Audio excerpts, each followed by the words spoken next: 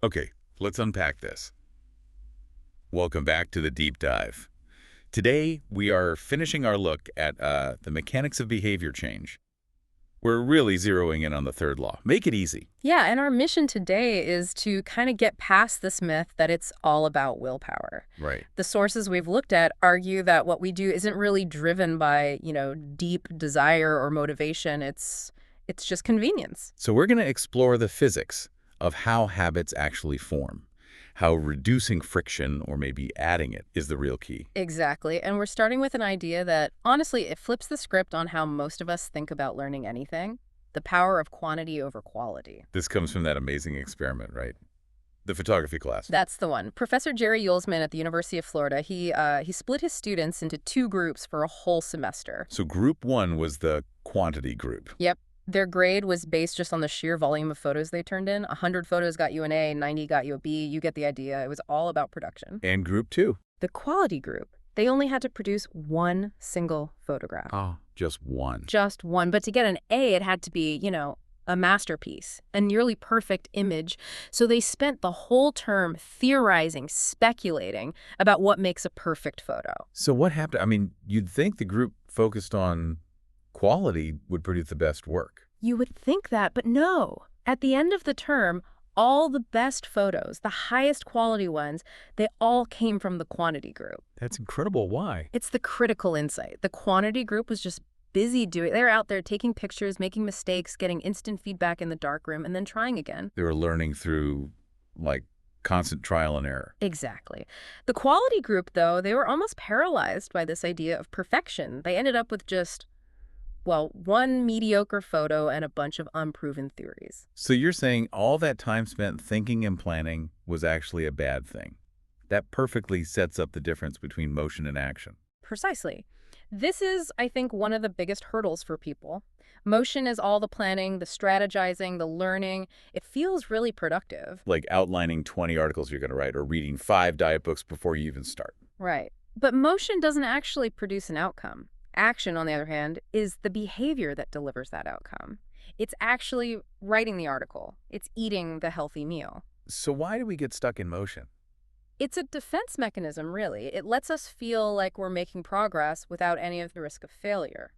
If you spend months planning, you can't fail at doing the thing yet. That's a huge point. We use busy work to avoid being vulnerable. So the first big takeaway from this third law is just start. Focus on repetition, not perfection. Get your reps in. And that's not just, good advice. It's literally a physical process happening in your brain. It's neuroscience. You mean every time you do something, you're physically rewiring your brain? That's it. We talk about Hebb's law. Neurons that fire together wire together. The repetition literally changes the structure of your brain, making the action easier and more automatic over time. We see that everywhere, right? Like musicians having larger cerebellums for motor control. And mathematicians with more gray matter. But the classic example is the retired London taxi driver. Ah, yes, because they have to memorize thousands of streets. Right. So they develop a much larger hippocampus, which is key for spatial memory. But get this, when they retire and stop using that skill, that part of their brain actually shrinks. So doing the work literally changes the machine. It is a physical form of change. And that change is what leads to automaticity. Automaticity. That's when a behavior becomes so ingrained, you do it without even thinking. Exactly. And the data is crystal clear on this. Habits form based on frequency, the number of reps, not just the amount of time that passes. So it doesn't matter if it's been 21 days or 200 days. If you're not doing it often enough, it won't stick. The question for you to ask is, are you focused on how long it takes or how many times you're doing it? You need that volume of reps to cross what we call the habit line. All your easiest habits, brushing your teeth, checking your phone, you've done them thousands of times. Which leads right into the core engine of this law, the law of least effort. We are just hardwired to conserve energy. It's human nature. We gravitate toward the option that requires the least amount of work. It isn't laziness, it's just smart. We're motivated by what's easy. In any given moment, yeah. We choose the path of least resistance from the available options. And to show just how big of a deal friction is, the sources point to something on a massive global scale. Right. From Jared Diamond's work, he pointed out that continents have different layouts. The Americas and Africa are mostly north-south, but Eurasia is mostly east-west. And that orientation had a huge impact. A massive impact on the spread of agriculture. It spread much, much faster across Europe and Asia. Because places along the same latitude share similar climates, sunlight, seasons. So you could domesticate wheat in one place, and that crop would grow pretty easily all the way from France to China. That's very low friction. But going north to south, like in the Americas, the climate changes fast. Drastically. Yeah. So farmers had to constantly find and domesticate brand new crops every few hundred miles. That's incredibly high friction. And the result was that agriculture spread 2 to 3 times faster east-west. The environment itself, the shape of the land, it constrained human behavior. It's the same reason we scroll social media for hours. It's just so convenient. It requires almost zero energy to start. Which brings us to that garden hose analogy. Yeah, if you want more water, you can crank up the valve that's like trying to force motivation. It creates a lot of tension. Or you can just unbend the hose. That's it. You just remove the friction. The goal isn't to only do easy things, but to make the important things the easiest possible things to start. And the best way to do that is to design your environment. So environment design. Making your surroundings work for you, not against you. Look at the idea of addition by subtraction. In the 70s, Japanese electronics manufacturers got obsessed with lean production. Which was all about removing waste, right? Moving friction. Every tiny bit of it. They redesigned workspaces so workers didn't have to twist or turn to get a tool. They shaved off fractions of a second everywhere. And by subtracting all that wasted effort, they added incredible value. Their products became way more reliable. And businesses today are masters of this. Meal delivery services, they remove the friction of grocery shopping. Ride-sharing removes the friction of finding a cab. Even something like a voice-activated speaker. It's just easier to say, play some music, than to pull out your phone, unlock it, open an app. It's all about friction reduction. I mean, look at that government example.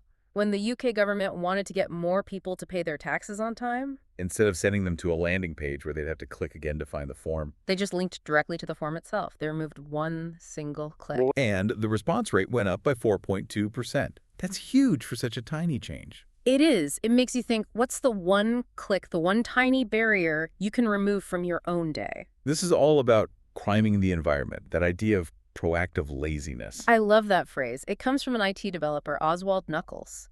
He has this habit of resetting the room. So when he's done watching TV, he puts the remote back, folds the blanket. It's not just cleaning up. He's preparing for the next action. Exactly. He's making it easier for his future self. When you wake up, breakfast is easier if the skillet is already on the counter. Exercise is easier if your workout clothes are already laid out. Make the good habit the path of least resistance. And you can flip this for bad habits. The inversion is make it difficult. If you watch too much TV, unplug it after you use it. Just that little bit of friction having to plug it back in can be enough. It has to be just annoying enough that you won't do it mindlessly. Right. Or leaving your phone in another room until lunch. The friction of having to get up and walk across the house is often enough to create hours of focused work. This all becomes so important when we think about what the sources call decisive moments. Those are the tiny choices that are like a fork in the road. They set your path for the next chunk of time. Habits are like an entrance ramp to a highway. Once you get on, you tend to keep going. And the choreographer Twyla Tharp has a great example of this. Her daily ritual isn't the 2-hour workout. No, her ritual is the tiny thing that makes the workout inevitable. It's hailing the cab and telling the driver the name of the gym. Once she's done that, the decision is made. She's locked in. And that's the whole idea behind the 2-minute rule. It's so simple and so powerful. When you start a new habit, it should take less than 2 minutes to do. You scale it down to something ridiculously small. Run 3 miles becomes put on my running shoes. Study for class becomes open my notes. Read before bed becomes read 1 page. The goal isn't optimization at first. It's just to master the habit of showing up. You have to standardize before you can optimize. That first 2 minutes is your gateway ritual. There's that story of the guy who lost over 100 pounds with this idea. Yeah, it's incredible. In the beginning, he made himself go to the gym every day, but he was only allowed to stay for 5 minutes. So he'd just walk in, work out for 5 minutes, and leave. For weeks. Eventually, he started thinking, well, I'm here anyway. Might as well stay a bit longer. He lowered the friction so much that he couldn't fail. He was just casting votes for his new identity as a gym goer. Then, once you've mastered that, you scale up. Phase 1 is just putting on the clothes. Phase 5 is working out 3 times a week. You build on that tiny, solid foundation. So finally, let's talk about the ultimate fix. Locking in good behavior with automation and commitment devices. Right. Sometimes the best strategy is to make bad habits pretty much impossible. A commitment device is a choice you make now that controls your actions later. Like Victor Hugo writing The Hunchback of Notre Dame. He knew he would procrastinate, so he had his assistant lock up all his clothes, leaving him with just a big shawl. He couldn't go outside. He was physically forced to stay in and write. He locked himself into the good habit by making the bad one intolerably difficult. It's the same reason paying for a class ahead of time works. You remove the decision from your future, weaker self. But the most powerful tool is automation. I love the story of the first cash register. John Henry Patterson. His employees kept stealing from the cash drawer. Then he found this new invention, Ritty's incorruptible cashier. He bought two, and the theft just stopped overnight. And the key is the machine didn't make his employees more moral. It just automated ethical behavior. It made stealing practically impossible. It changed the environment. Which brings us to these one-time actions. Single decisions that automate good habits forever. Things you can do in one sitting that pay off for years. For better sleep, buy blackout curtains, remove the TV from your bedroom. For your finances, set up an automatic savings plan. For productivity, turn off notifications. There was one writer who shared a really extreme one. Every Monday, his assistant would change the passwords on all his social media accounts. Wow, that is some serious friction. It is. He would work distraction-free all week and only get the new passwords on Friday. The friction of having to email his assistant and wait, it just made checking social media totally impractical. So to bring it all together, the third law really gives us two strategies running in parallel. First, reduce the friction for your good habits. Make it easy. Use the 2-minute rule. And second, increase the friction for your bad habits. Make it difficult. Use commitment devices. Use automation. The core idea is to stop trying to fight your own nature and instead use that tendency towards ease to your advantage. Exactly. Redesign your world so the things that matter most are also the easiest things to do. You're creating an environment where success is almost inevitable. It's not about finding some magical source of motivation. It's about removing the resistance that stops you from even starting. So what tiny 2-minute action can you take today, right now, to cast a vote for the person you want to become? Start there.